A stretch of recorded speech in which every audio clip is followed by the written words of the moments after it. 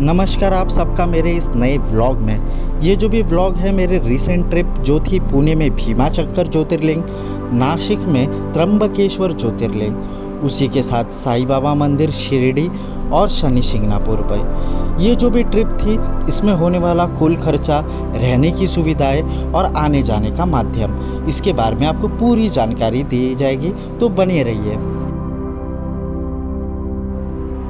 तो ये एक अनप्लान ट्रिप थी, इस वजह से मैंने थाने से 12:30 बजे निकलने वाली पुणे के लिए जो भी ट्रेन थी वो मैंने पकड़ी और इसने मुझे 4 बजे तक पुणे में पहुंचा दिया। बाहर आते ही ऑटो वाले काफ़ी ज़्यादा चार्ज कर रहे थे मुझे बस स्टैंड तक छोड़ने के लिए, इस वजह से बचा हुआ जो भी 3 किलोमीटर का सफ़र था वो मैंने पैदल ही तय किया। फाइनली कुछ समय बाद मैं पहुंच गया अपने बस स्टैंड पर, जिसका नाम है न्यू शिवाजी बस स्टैंड। अगर आप भी यहाँ पर आते हो तो अगर आप ऑनलाइन टिकट बुक करते हो तो ये ज़्यादा बेहतर रहेगा। पुणे बस स्टैंड से भीमाशंकर ज्योतिर्लिंग की जो भी दूरी है वो है 120 किलोमीटर और यहाँ पर जाने में आपको 2.5 से 3 घंटे ज़रूर लग जाएंगे। तो आप अपनी जो भी जर्नी होगी वो जल्दी ही शुरू कर दीजिए, जो कि मैंने 5:30 बजे सुबह शुरू कर दी थी। अगर आप गवर्नमेंट बस से ट्रैवल करते हैं तो ये एक ब्रेकफास्ट हॉल्ट भी लेती है, जहाँ पर आप रुककर ब्रेकफास्ट कर सकते हैं। 3 घंटे के बाद फाइनली मैं भीमाशंकर पहुँच गया था।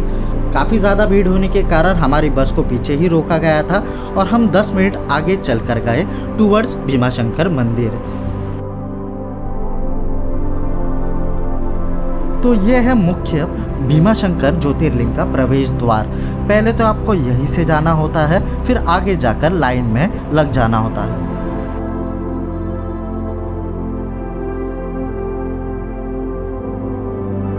अगर किसी वृद्ध व्यक्ति को यहाँ पर आना है या फिर किसी को चलने में कोई दिक्कत होगी तो यहाँ पर पालकी का भी ऑप्शन है। अगर आप यहाँ पर छुट्टी के दिनों पर आते हो तो आपको दर्शन में 3 से 4 घंटे भी लग सकते हैं। दर्शन में आए हुए भक्तों की तरफ से बाबा की जय जयकार लग रही थी, इस वजह से दर्शन में भी उत्साह बढ़ते जा रहा था।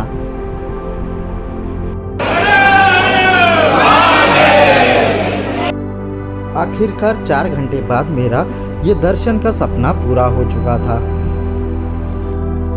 दर्शन के बाद बाहर जाकर मैंने राम मंदिर में भी एक बार दर्शन कर लिए। यहीं से फिर मैंने आखिरी बार महादेव से जाने की इजाज़त लेकर मैं यहाँ से निकल गया।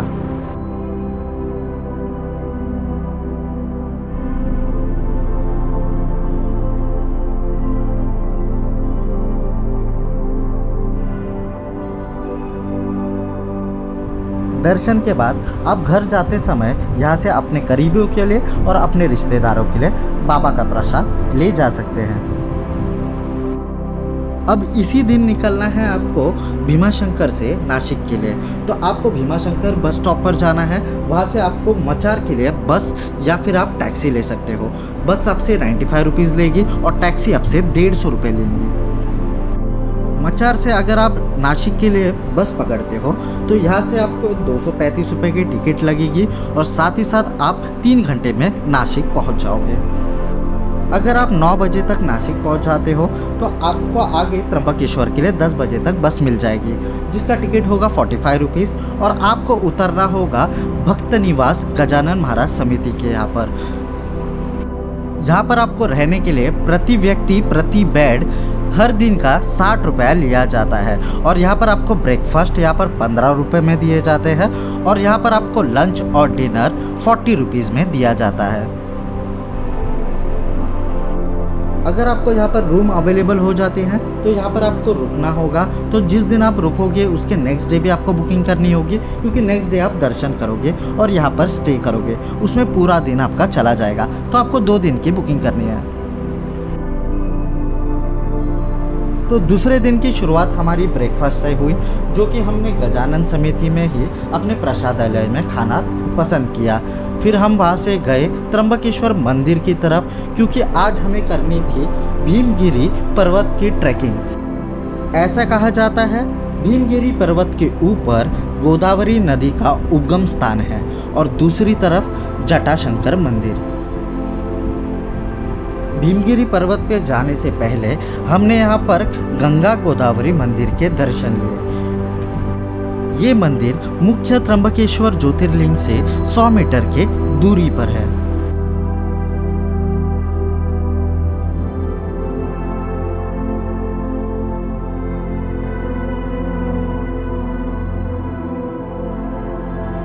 उसी के बगल में ये कुंड स्थापित है जहाँ पर पूजा अर्चना चलती रहती है और यहाँ पर काफ़ी सारे मंदिर भी स्थित है जहाँ पर पूजा पाठ चलती रहती है।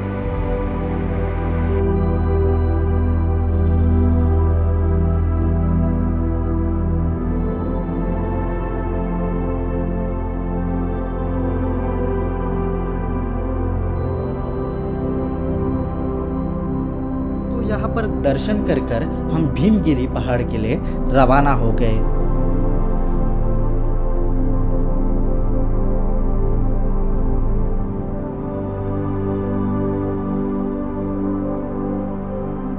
ये जो चढ़ाई है इसमें आपको 1 से 1.5 घंटे का समय लगेगा। अगर आपको चलने की आदत नहीं है तो यहाँ पर आपको थकावट महसूस हो सकती है, तो समय समय पर रुक कर थोड़ा आराम से चलना सही रहेगा।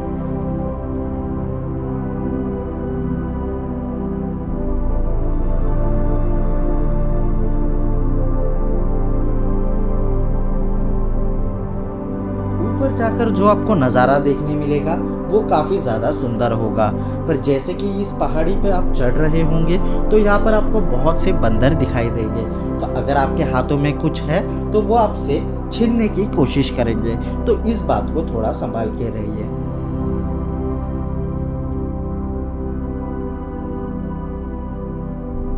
तो ये है गोदावरी नदी का उद्गम स्थान।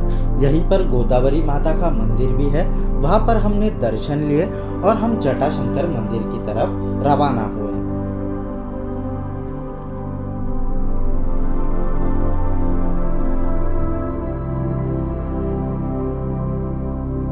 कहते हैं शिवजी ने ब्रह्मगिरी पहाड़ पर आके अपनी जटाएं पटकी थी, इसी वजह से यहाँ पर मंदिर बनाया गया है जिसका नाम है जटाशंकर। अंदर कोई फोटोग्राफी या फिर वीडियोग्राफी अलाउड नहीं थी, इस वजह से हमने अंदर कोई फोटोज या वीडियोस नहीं बनाए। जैसे ही हमारे जटाशंकर के दर्शन हुए हम जल्दी से आ गए त्र्यंबकेश्वर ज्योतिर्लिंग के दर्शन करने के लिए। तो यहाँ पर हमें 4 घंटे का समय लगा। तो यहाँ पर भी हमें काफ़ी ज़्यादा समय लगा, पर यहाँ के जो दर्शन हुए वो काफ़ी अच्छे हुए। जैसे कि मैं सोलो था तो इस फैमिली ने मुझे एक मौका दिया उनके साथ रहने का, इसलिए मैं इनको तहे दिल से शुक्रिया करना चाहता हूँ। नेक्स्ट डे में त्र्यंबकेश्वर बस स्टैंड से सुबह की बस लेकर पहुँचा महामार्ग बस स्टॉप पर, जहाँ से मैंने शिरडी के लिए 150 रुपये का टिकट कटवाया और 2 घंटे में पहुँच गया शिरडी। शिरडी पहुंचने से पहले ही मैंने एक बुकिंग ऑनलाइन कर दी थी साई धर्मशाला में, जहां पर डे मुझे बेड दिया गया था 20 रुपीज़ के लिए।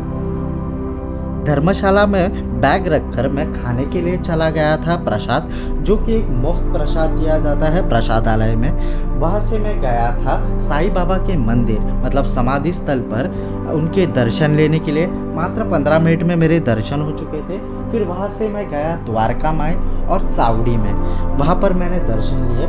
उसी के बाद फिर आकर मैंने प्रसादालय में रात का खाना खाया और फिर वहाँ से मैं अपने सोने गया धर्मशाला पर।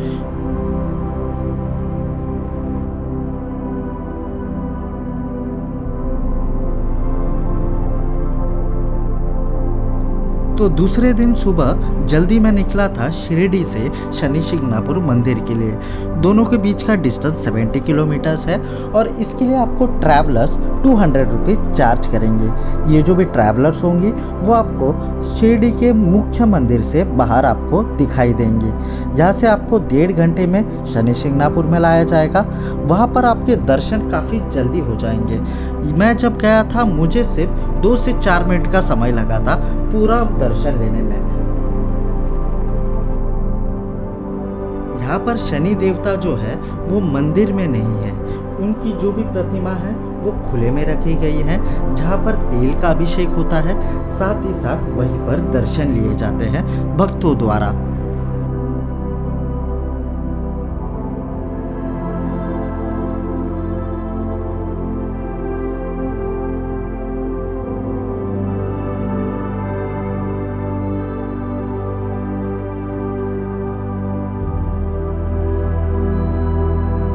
तो दर्शन के बाद मैंने थोड़ी देर मंदिर में बैठना पसंद किया।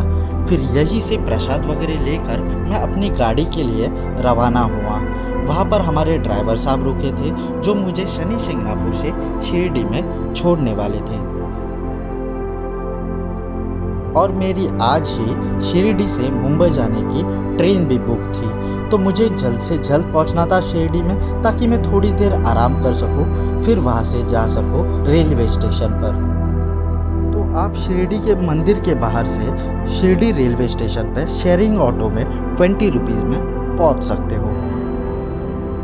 तो कुछ इस तरह से मैंने अपनी ये ट्रिप प्लान की थी।